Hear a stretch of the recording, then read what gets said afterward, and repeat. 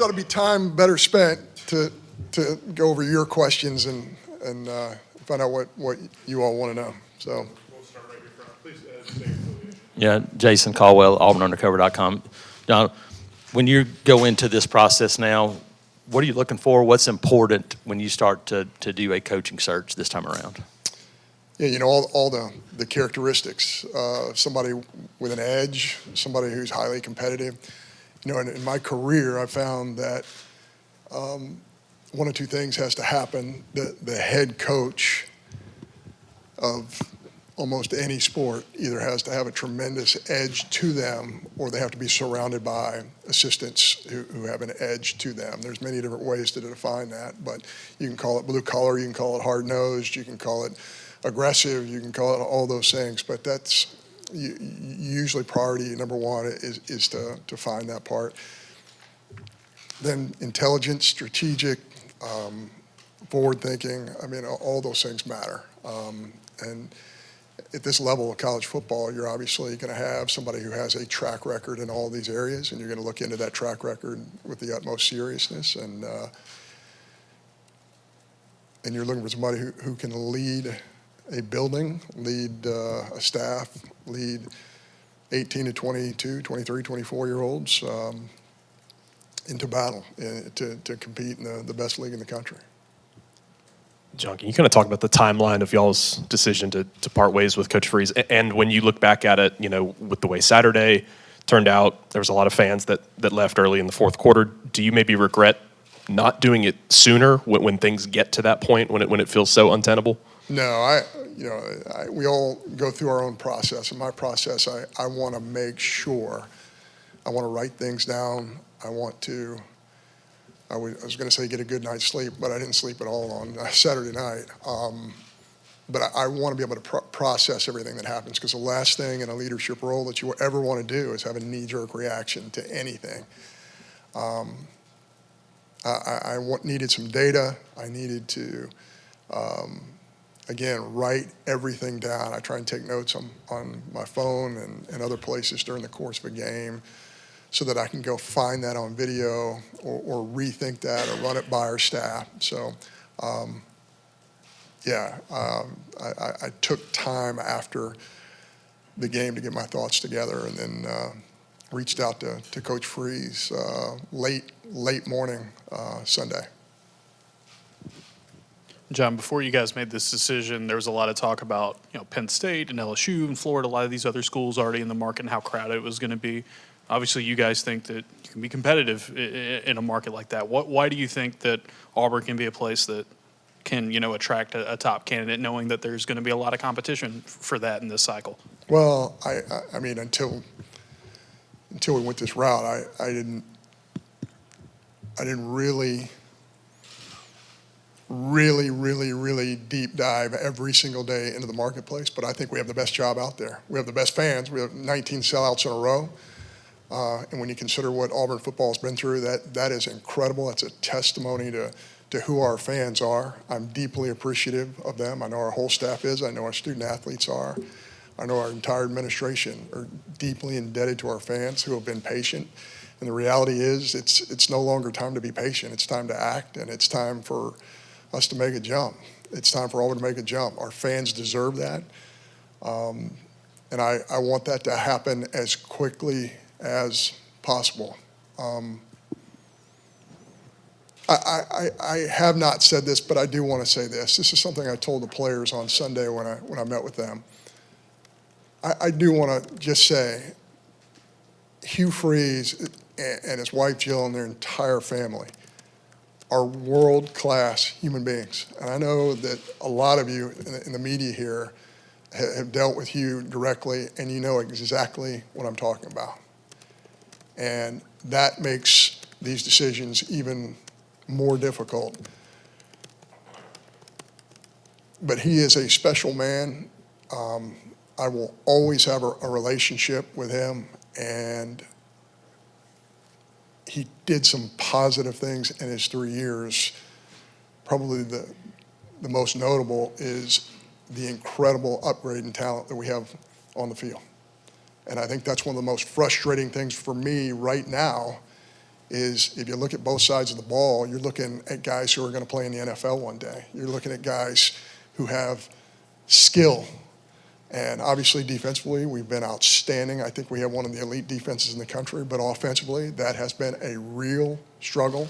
And we have talented young people on that side of the football. So that has been extremely frustrating and one of the reasons we had to act. Hey, John, Justin Hoganson, Auburn Sports on 3. I guess what went into the decision to name DJ Durkin interim head coach, and is he somebody that you think is going to be a part of that process of looking for a guy to see have a chance to win the job? Yeah, I think DJ has done an incredible job with our defense. And it when you're at practice, when you watch him coach in game, it's pretty evident that he does have an edge. He's somebody with incredible energy. He's somebody that the players, student athletes relate to. He's somebody who has strategic vision. Will he get consideration? Absolutely, he will get consideration. But I won't go any farther than that. I mean, I think DJ is definitely somebody who has earned that opportunity, but he will be part of a pool that we will consider. JG with Auburn Sports. I'm part of the On Live network, On 3 network, excuse me, Justin. Question about who's going to help you with this search. Are you going to get a search firm? Who else is going to kind of work with you there? You know, we're not sure if we're going to use a search firm or not. Really, one of the reasons to use a search firm is for background checks and things of that nature. If we use one, it will be more of a peripheral background type situation, even though we have opportunities to do those things on our own. Not sure if I'm going to use a search firm. I will tell you this. There is no question that I will take information from industry experts. I will take information from people who really understand college football at a high level. And we will go to people who have incredible data, and we will go to people who really understand all four corners of the country in this great sport. But I am the committee. And even though I will listen and I will do as good a job as I possibly can of taking in information, I will be the committee. Yeah, Bill Cameron, ESPN 106.7. John, what's your expectation as far as the timeline's concerned, and does the December signing period play into that? Yeah, it certainly does. And of course, with the new portal period coming up that was just changed recently, I think that is a consideration as well. But certainly as close to following our last game as possible is ideal. But are candidates that you're talking to still playing at that time? What are they playing for? Are they in the CFP? Are they in a bowl? I would assume that every single candidate that we're going to speak to outside of this building is going to be in that situation. So we're going to work as quickly as we possibly can to try and get it done as quickly after the Iron Bowl as possible. Peter Ryder, Casale.com. What was the response and reaction from the players when you met with them yesterday? And I guess also, what was their response and reaction to, playing for Coach DJ Durkin? You know, I think that's something that they would have to answer. I'm just in a room addressing the team. I honestly could not tell you. And when we called that meeting, I'm sure that so a lot of those guys didn't get to sleep until way into the morning. So, we might have awakened them to set up a meeting. So they might have been still tired from the night before. But I think that's something that they would have to answer. Dan Peck, ESPN 106.7 in Auburn. You mentioned just now the talent that Hugh Freeze accumulated on the roster. Quarterback has been something of a mixed bag the last couple of years. How important is it for the next coach to have a track record of developing and evaluating quarterbacks? Yeah, I think that's crucial. There's no question that the most important position maybe on the field,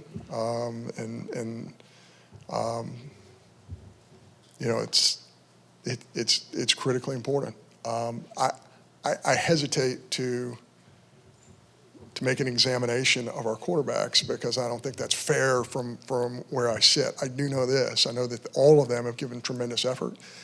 I know that certainly we have quarterbacks that have promise, that have futures, but for whatever reason, it just hasn't worked in a game. I'm not talking about our quarterbacks. I'm talking about our offense. And I think this is a good opportunity. This is another thing I mentioned to our student athletes just yesterday is it's really easy to get into a blame thing and start pointing your finger at a quarterback or at the offensive line. What we know is it's just not working. And those student athletes we're responsible for because our staff brought them to campus. And I do believe we have a lot of talent on the offensive side of the football. It's pretty obvious that it's just not working. It's not operating at a high level.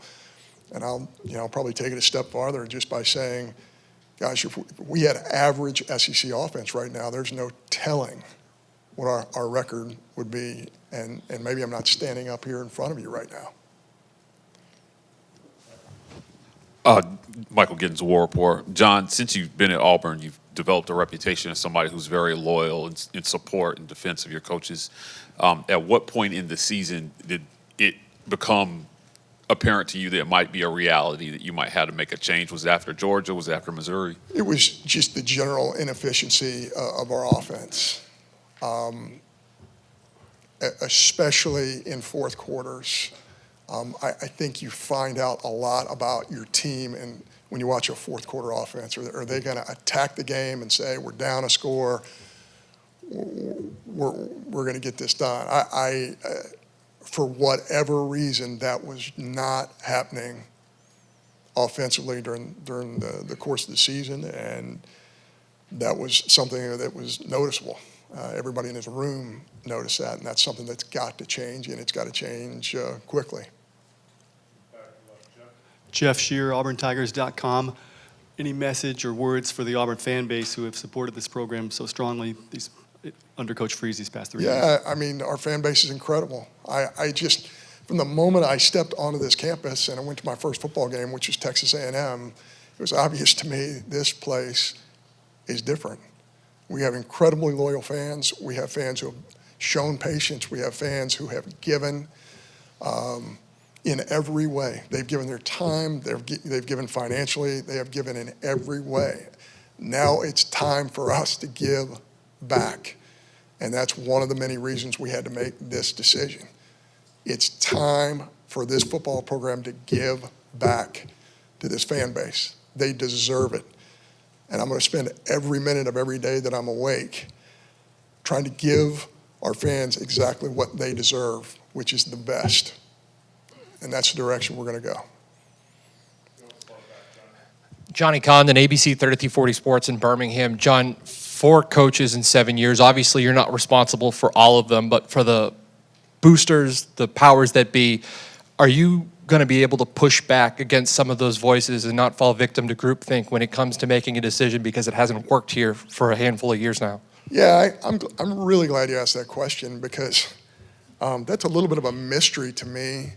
I've heard all these myths about things like donors at Auburn or board of trustee members or administrators or power brokers in the Auburn family. That has not been my experience in 3 years. Not one time have I had a donor or a board member or anybody else who helps guide this great university come to me and say, you need to hire this person, you need to terminate this person, you need to do this, you need to, I mean, certainly you get comments, hey, the hot dogs weren't very, I mean, you will get that type of commentary, but that has not been my experience.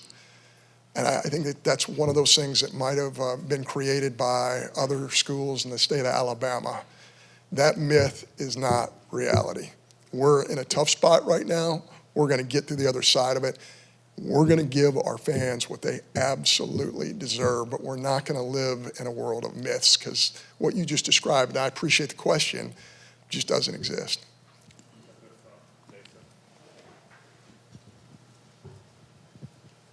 Was the buyout from Coach Freeze, do you guys plan on paying that entirely? Was there any sort of negotiation with that? We are in discussions with Coach Freeze's representation right now. And that's not done, and I anticipate it's probably not going to be done for a while.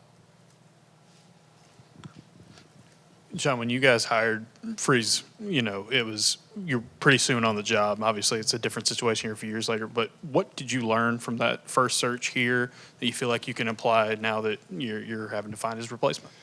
Yeah, I think the group of coaches that are available now are considerably different than it was 3 years ago.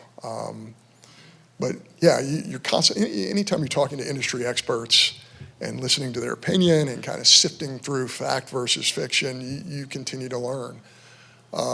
So I feel like I'm always learning. I feel like every time I'm in our locker room, football game, I'm learning. But there is great knowledge out there. I certainly know that John Cohen doesn't have all the answers. And I know that I need information, and there are sources to go out and get that information, and we will pursue that.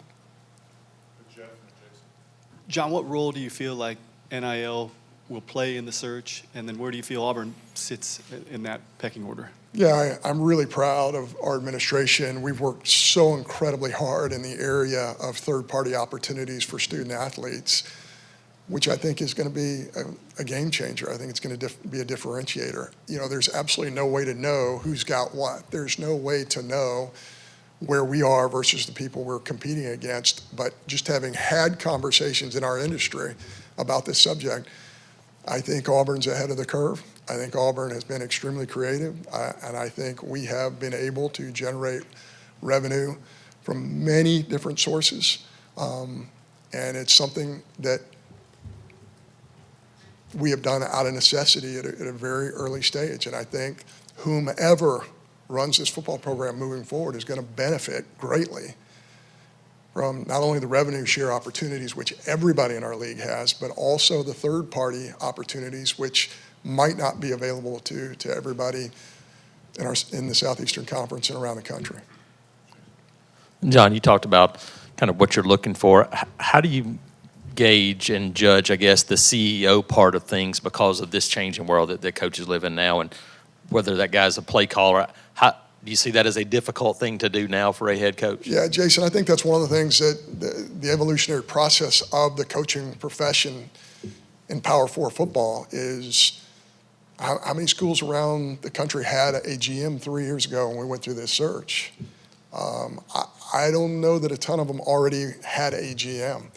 If you look at the amount of resources that Auburn and the people that we were competing against, the amount of resources that were driven to name, image, and likeness prior to House versus the NCAA coming into effect, it was a really low number. I mean, it is exponentially higher now. So again, I can't be predictive and know exactly what everybody else is doing, but I know what we're doing. And I know it's going to be extremely competitive. And it'd be hard for me to imagine that there are 10 other schools that are going to be able to provide what we are doing in the third-party market to help our student athletes in the entire country. So again, we have the best fan base. We have sold out Jordan Hare 19 times in a row. We have this incredible opportunity for our student athletes. We have the foundation of Auburn University and everything it brings, from the creed just to this campus, to the education it provides, the great history here, not only in athletics, but academically as well, and research. Auburn has it all. And now it's time for Auburn to have it all in the sport of football. And we're not going to rest until that happens. Hey, John. Davis Baker, WSFA Montgomery. You guys have had success in a number of sports since you've been here, but with football being the moneymaker and the way of life it is in the SEC, how much pressure do you feel to get the next head coach correct? Yeah, I think pressure is one of those self-induced things. I'm going to put pressure on myself to do everything, to try and do everything the right way, just like I know all of you do. I know that I owe this to this fan base. I grew up in the state of Alabama. I know how special this fan base is. And again, I wake up every morning saying, we've got to get this done. We've got to get it done for the people who are in the top of that upper deck, the people who are in our suites, the people who are on the field. We've got to get this done. And again, I know it's been bandied about that we're close, right? I'm not going to say that we're close. Close doesn't matter. Getting it done matters. But I will say that we have an elite defense. I will say that there are a lot of areas of the game in which we excel. But the offensive side has really hurt the production of this football team, and we got to get that fixed. We have to. Now, is it fair to bring up DJ Durkin here and say, hey, fix our offense? No, that's not fair. But what we have done is we have given him the opportunity, especially with our staff and everyone else, to step forward and say, this is going to be your program for the next 3 weeks. Do the things that you feel like need to be done internally for us to be more competitive on both sides of the football. And we have a lot of confidence that can happen. Is Hugh Freeze the only change effective immediately on the coaching staff? No, there are some adjustments that will be made in the coming days, weeks, months. There will be other staff adjustments that will be made moving forward. But at this present moment, I believe there have been a couple of staff moves made, but there will be more coming. Yes, sir. Thank you.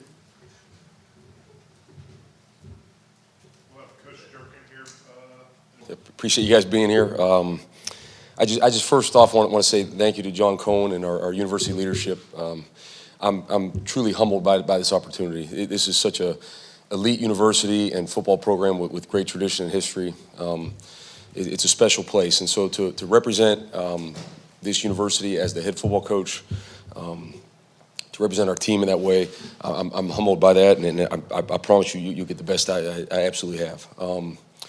I do want to take a minute and thank Coach Freeze. Myself, my family, we would not be here without him. Coach Freeze is truly a special, special man. Definitely affected our lives in many, many ways.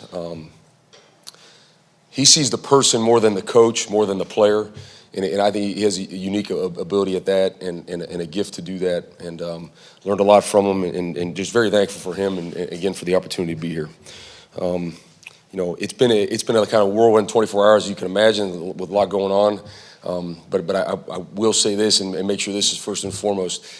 We are going to play a game on the road in this conference versus a team that is very, very good. They're well coached. They're talented. They play with an edge. They compete.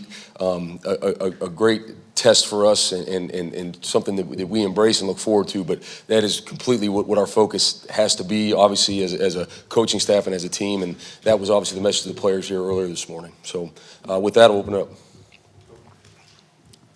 Hey, DJ, Justin Hutchinson, Auburn on 3. I guess offensively, is there anything that you want to see done differently? I know you have a limited time, obviously, but what changes can you make? What can you do differently there? Yeah, I think it's important, like in football, you realize this, it's not always what you do, it's how you do it and who does it. And I think that's a major thing, like how you do things, how you do anything in life really matters. And you can see a difference in two people doing the same exact thing, but there's a difference in how they're doing it. And so that's our first focus. And it with an edge and with relentless effort and a certain sense of physicality has to be done.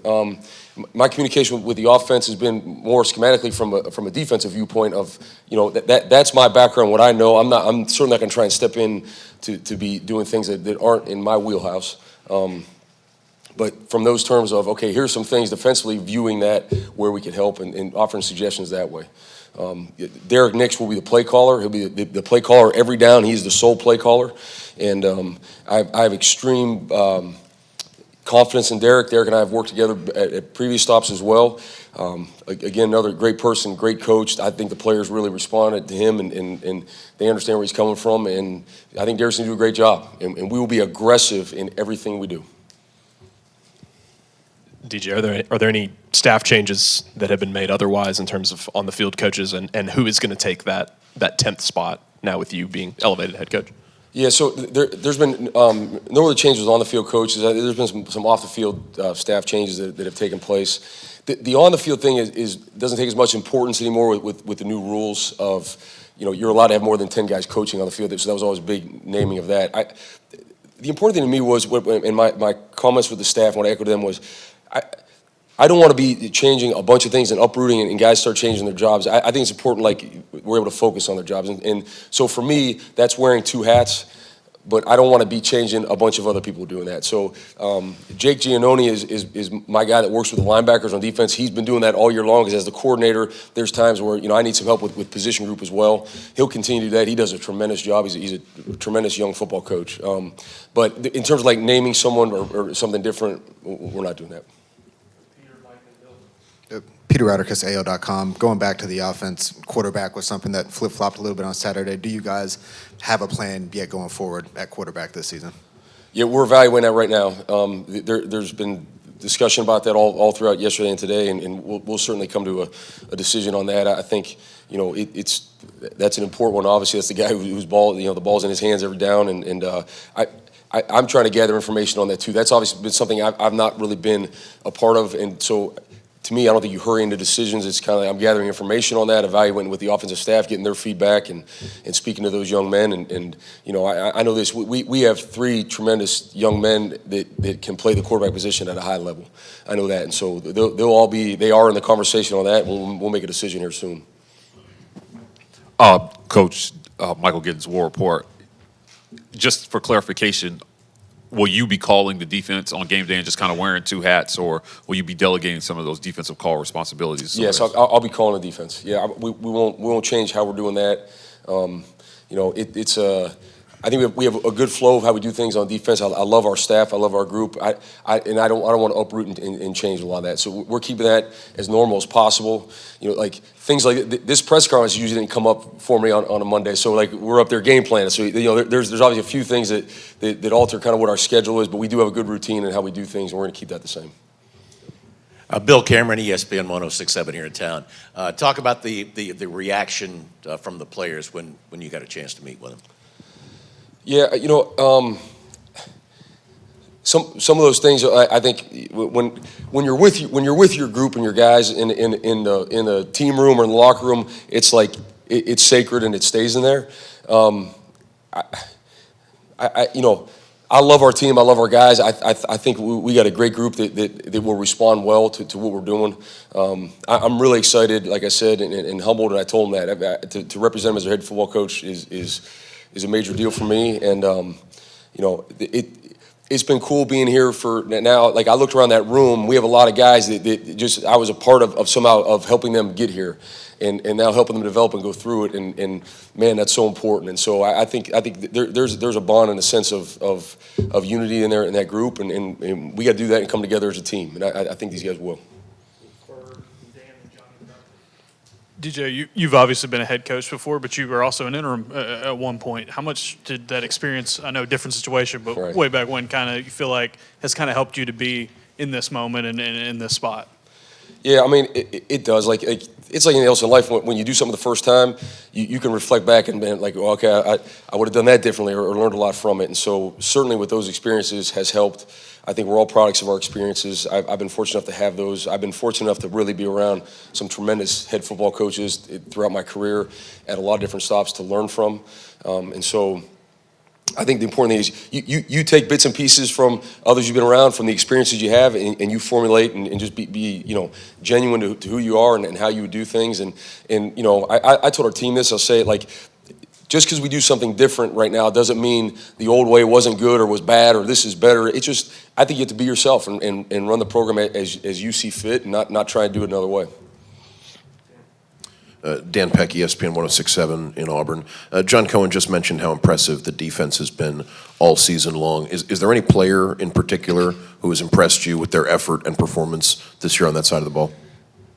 That's a hard one to single a certain guy out.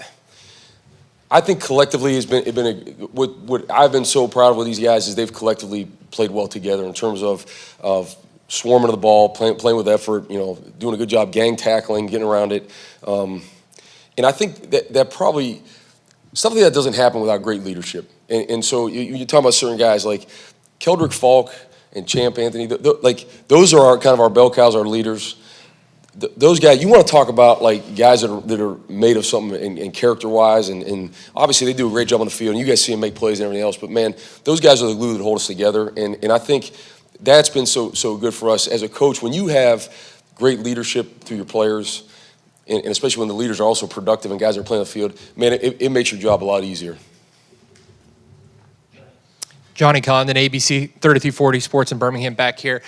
John told us that you would receive consideration during the interview process. I'm interested, are you looking at these next 3 games as an opportunity? Do you want this job full-time? And then if we don't have an opportunity to speak to you later in the week, just some brief thoughts on Diego Pavia and that Vanderbilt offense that you're facing Saturday. Yeah, Our focus is 100% on Vanderbilt. We're trying to go 1-0. We're trying to go 1-0 this week, and that will take all of our focus for sure. Obviously that's a hard enough task on a normal basis. Then you add in everything going on and distractions and all else. It will take all of us collectively to have our mind fully on that, and that's certainly where mine is. I do not take the responsibility lightly. These players are counting on myself and our coaching staff to give them a plan that they can have success with come Saturday. And so that is the focus all the way. You mentioned Diego. I mean, we've had a chance to go against him before. That guy's a tremendous competitor. I think it's probably the best thing you can say, and that to me is the highest compliment you can give someone in this sport or anything else. He's a competitor. He's got an edge to him. He's always trying to find a way. He never slides. I mean, he just throws his body around, and he's out there, like you can tell, he's out there just having fun and competing. And so I think his team certainly rallies around him. They respond to him. It all starts with him, but they've got talent around him as well. I think they have talent at all positions. They have an experienced offensive line. Their receivers are guys that have played a lot and caught a lot of balls for them. I think their tight end's one of the best tight ends in the country, and their backs do a great job of getting north. So it's a big challenge, big task. I think our guys will embrace that and be up for it.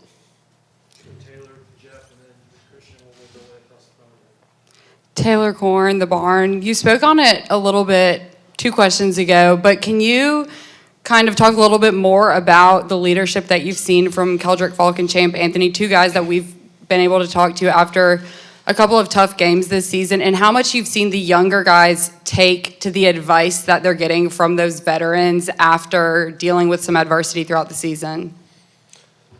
Yeah, I think leadership's one of those words that it's hard to really, we've all heard it, we use it, but how do you really describe it? What does it really mean? And I think 2 ways I'll explain how those guys lead.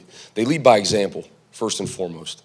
And anytime you have, like Keldrick Falk, he's one of the best players in the country. So that's a guy that legitimately could probably cut some corners if he wanted to, take advantage of the fact that, no matter what Keldrick does, he's probably going to be out there starting for us, right? I mean, he's one of the best players in the country. But he's our hardest worker. He leads by example in everything he does. He's one of the best teammates, or probably our best teammate on the field. He values every relationship he has with his teammates. So leading by example, and then being servant leaders. They're not too big for anything, not too big for their teammates. They're not going to ask their teammates to do anything they won't do themselves. And so again, when you have that, it makes things a lot easier, and guys fall in line. And it's certainly, you can see already the way that has trickled down to some of the younger guys on the roster, and especially in their position group. Jeff Shear, AuburnTigers.com. DJ, what would you say to the Auburn fan base for the rest of the season? 2 more home games. Yeah, I mean, first of all, our fan base is incredible. The support we get every home game here, whatever the situation, whatever's going on, whatever the weather, whatever the time of the game, whatever, they're there, that Tiger Walk, that's the most amazing experience you could have in this game. And so, first off, thank you for your support, and I just want them to know that we are going to do everything possible to represent them and this great university in a way that they can be proud of. This place is built on hard work, toughness, blue-collar mentality, and that is what this team has. That's what we're going to display. We're going to play with a relentless effort and play for one another and really have pride in that AU that's on our chest. Yeah, DJ Christian Clemente with Auburn 247, signing day a month away. Have you had a chance to talk with commits? What's your kind of message to those guys trying to get them to stick in the class? I have, yes, and that's ongoing. I had a bunch of conversations yesterday, and obviously that's every day. It'll continue throughout today and this evening. The conversation was very positive, very positive feedback on both sides, and I think this place. There's so much to recruit to this place, and they understand that. When you bring a guy here on campus, when you bring a guy here for that game day atmosphere we're talking about, it's eye-opening for anyone. And just the tradition and history of this program and all that this place can provide, this university can provide you from a educational standpoint and just this community, Auburn's an easy place to sell. And so these guys, there's a lot of reasons why. The guys that are in this class, they've chosen Auburn for a lot of reasons, and a lot of those reasons are still the same. And, we're going to continue to recruit them like crazy. Coach Jerry Humphrey III, AL.com. You guys have been able to defend well against some talented quarterbacks this year. Looking ahead at the Diego Pavia matchup, will you guys kind of use that same formula or kind of change it up since you guys seen him before? Yeah, we have faced some really talented quarterbacks this year for sure, and Diego being another one of those. I think he is unique in what he does and what his skill set is. I don't think you can really mimic and say this reminds you of another guy. We'll obviously take bits and pieces from game plans and things that have worked, but there's also some things we got to do differently and do in a better way and in a different way in order to try and contain him and slow him down. Nathan King, Auburn Undercover. I know it's been a hectic 24 hours for you, but do you have any injury updates? I know we saw, I believe, Jeremiah leave the game and Elijah Melendez as well. Yeah, but nothing further update on that right now. Those guys are both recovering well, and we'll obviously when that comes out on Wednesday, they'll be on the status for them will be out then. Yeah, JG, Auburn Sports on 3. My question for you is, you guys scored 3 points the other day. Defense probably set that up anyway. Do you think there's untapped potential with this offense, things that you can do in the next 3 games to kind of bring it alive? Yes, I do. I think there's talented guys in that room. I think there's guys in that room that have the ability to be successful and want to, and I think we got to do a great job of supporting them and providing that. So absolutely, I do. Hey, Coach. Jacob Morris, CBS 42 in Birmingham. You talked about, doing this your own way. John said that this is your program for the next 3 weeks. To the fan base, how would you describe the identity of a DJ Durkin-led Auburn team? Yeah, we made a big point with our guys of this is our team.